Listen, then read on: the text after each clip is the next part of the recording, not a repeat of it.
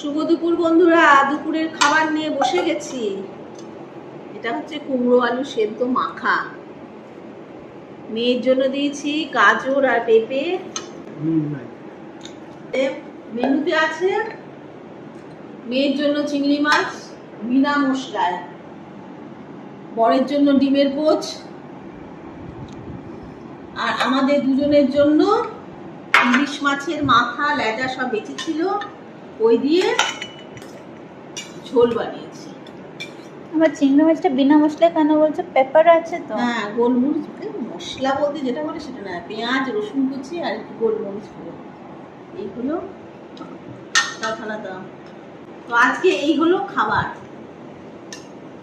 খেয়ে দিয়ে নিয়ে বিছানা টানছে সবাইকে। আমি যদি ঘুমোই না, কিন্তু এখন বডি ফেলতে হচ্ছে, এত খাটনি যাচ্ছে না, বডি ফেলতে হচ্ছে।